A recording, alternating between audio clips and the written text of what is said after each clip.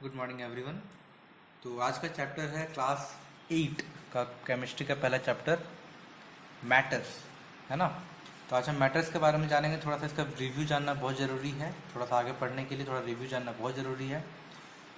तो इससे पहले कि हम इस चैप्टर को स्टार्ट करें, सबसे पहले मैटर के बारे में मालूम होना चाहिए कि मैटर होता क्या है ना।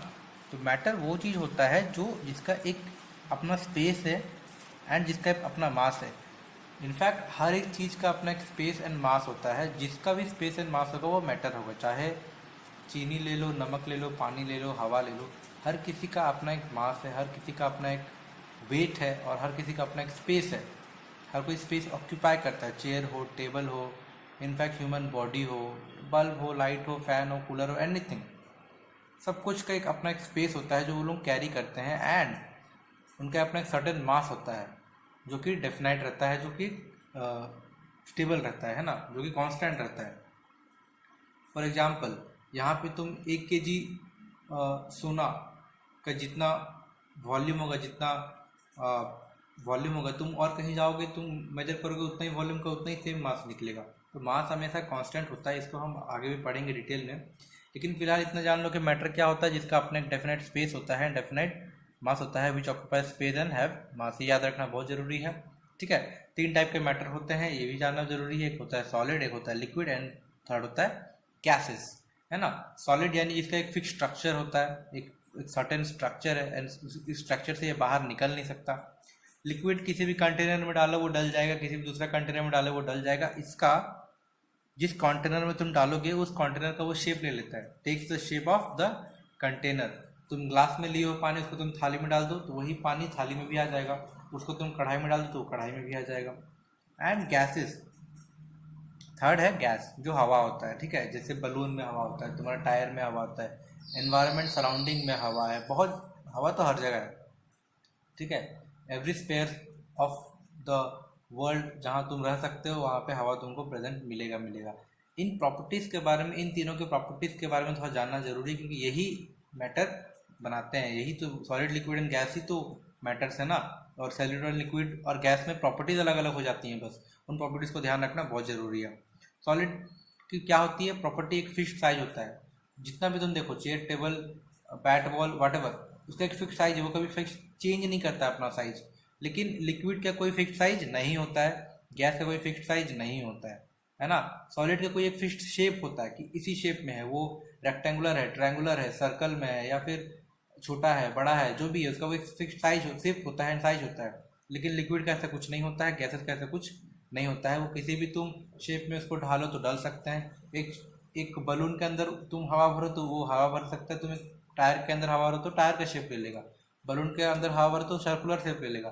किसी क्यूबॉइडल बॉडी के अंदर डाला तो क्यूबॉइडल बॉडी का शेप ले लेगा। तो शेप, कोई भी गैस कोई भी शेप कैरी कर सकता है। सॉलिड का क्या होता है, फिक्स्ड वॉल्यूम होता है ना। सॉलिड का फिक्स्ड वॉल्यूम का मतलब है कि अगर तुम एक बॉल लिए हो, उसको तुम सपोज तुम एक बॉल ले लियो, एक ब्रिक लिए हो, पत्थर लिए हो, तुम उसको कॉम्प्रेस नहीं कर सकते, चीप के उसको तुम छोटा नहीं कर सकते। उसका एक अपना एक फिक्स्ड वॉल्यूम है, उस वॉल्यूम को तुम छोटा या बड़ा नहीं कर सकते। सिमिलरली लिक्विड को तुम दबा के उसको छोटा नहीं कर सकते, उसका एक अपना एक फिक्स्ड वॉल्यूम है ना। लेकिन गैस का क्या है, गैस का कोई भी फिक्स वॉल्यूम नहीं है, इसलिए यहाँ पर नो लगा हुआ है, ठीक है ना। नो लगा हुआ, दैट मीन्स कि इसका कोई फिक्स वॉल्यूम नहीं है। इसीलिए गैस को तुम कंप्रेस कर सकते हो या फिर एक्सपैंड कर सकते हो, लेकिन लिक्विड को या सॉलिड को तुम कंप्रेस या एक्सपैंड नहीं कर सकते। सिर्फ गैस को तुम कंप्रेस या एक्सपैंड कर सकते हो। अब ये कंप्रेस एंड एक्सपैंड क्या है, कंप्रेस मतलब प्रेशराइज करके दबा देना। जैसे जो गैस सिलेंडर आता है, लिक्विफाइड पेट्रोलियम गैस सिलेंडर आता है जो हमारे घर में, उसमें कितना 14 kg ऑफ गैसेस कंप्रेस करके उस एक छोटे से सिलेंडर में डाला गया है। उसको तुम खोलोगे तो कितना देर तक हवा निकलते ही रहेगा, कांस्टेंट निकलते रहेगा। दैट मीन्स कि उतना गैस को कंप्रेस करके उस अंदर डाला गया है। इनफैक्ट हम बलून में भी कंप्रेस्ड गैस ही डालते हैं, फूंक के अपना सारा हवा उस बलून के अंदर डालते हैं, वो कंप्रेस्ड ही होकर हल्का सा रहता है ना।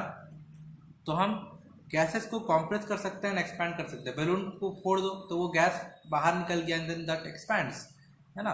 तो फिक्स वॉल्यूम किस में होता है, सॉलिड में होता है। इसको तुम चेंज नहीं कर सकते, जो शेप कैरी कर रहा है वो शेप वो कैरी करेगा ही, छोटा या बड़ा तुम नहीं कर सकते। लिक्विड को तुम कंप्रेस नहीं कर सकते, लिक्विड का भी फिक्स्ड वॉल्यूम होता है, इसको तुम छोटा या बड़ा नहीं कर सकते। गैस को तुम छोटा या बड़ा कर सकते हो, that's why it has no fixed volume. तो आइदर कंप्रेस या फिर उसको एक्सपैंड कर सकते हो। सॉलिड में क्या होता है, सॉलिड में फिक्स्ड मास होता है ना, उसका एक अपना मास है कि हाँ इतना केजी इतना ग्राम, इतना केजी इतना ग्राम, किसी भी कंटेनर किसी भी चीज़ को तुम ऑब्जेक्ट को ले सकते हो। सिमिलरली लिक्विड का भी वही है, फिक्स्ड मास, एंड गैसेस का भी फिक्स्ड मास होता है, तो फिक्स्ड मास को चेंज नहीं कर सकते। सपोज हाइड्रोजन या ऑक्सीजन, ऑक्सीजन यहाँ पे, ऑक्सीजन का मास यहाँ पे जो है वो तो नॉर्थ अमेरिका चल जाओ साउथ अमेरिका चल जाओ, ऑक्सीजन का मास उतना ही रहेगा। लोहा का वजन इतना है यहाँ पे, तो वहाँ पे भी उतना ही रहेगा, वो चेंज नहीं हो जाएगा। मास कभी चेंज नहीं होता है किसी भी ऑब्जेक्ट या किसी भी गैस, चाहे लिक्विड चाहे सॉलिड, कोई भी मैटर हो, उसका मास कभी चेंज नहीं होगा, है ना। एंड उसके बाद एक पॉइंट आता है हाई इंटरमोलिकुलर फोर्स।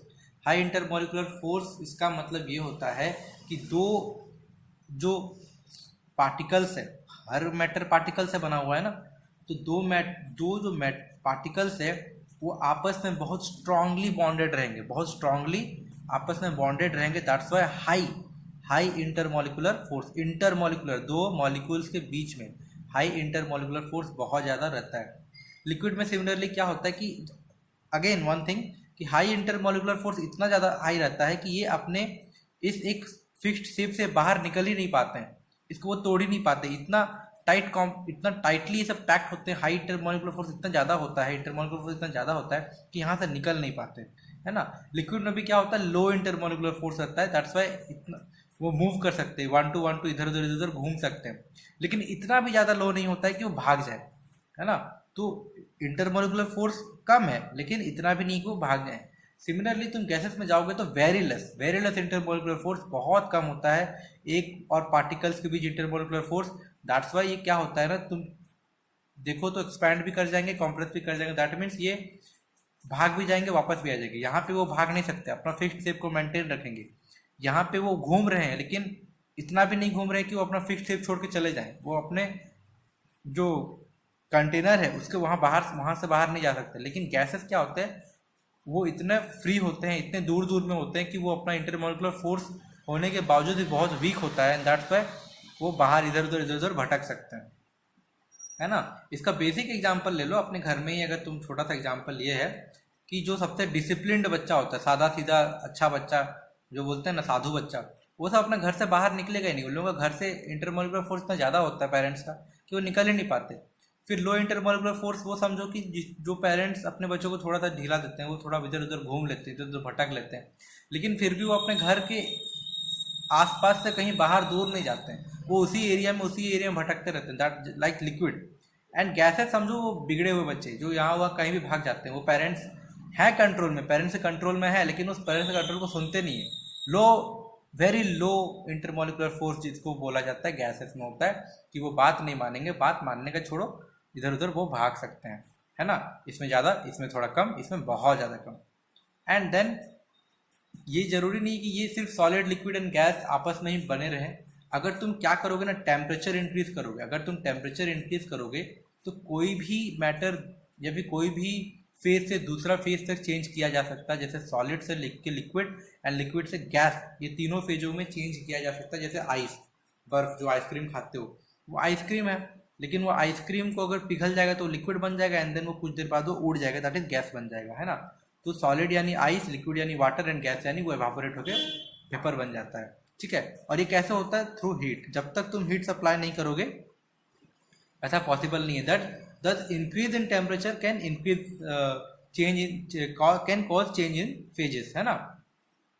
एंड होता कैसा है, अगर तुम सॉलिड को ज़्यादा हीट दे रहे हो तो वो लिक्विड चेंज हो जाएगा। एंड कब होता है, जब और उस फेज को जब सॉलिड से लिक्विड चेंज होता है उसको बोलते हैं मेल्टिंग।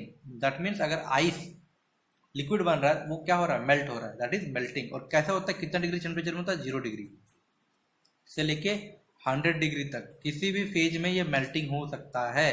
तुम बर्फ को बाहर में 25 डिग्री टेम्परेचर में, रूम टेम्परेचर में लाओ, वो मेल्ट हो जाएगा। इनफैक्ट बर्फ का जो फ्रीजर होता है उस वहाँ से लेके दूसरा किसी ये में डाल दो, नीचे का फ्रिज में डाल दो, वहाँ भी वो मेल्ट हो जाएगा।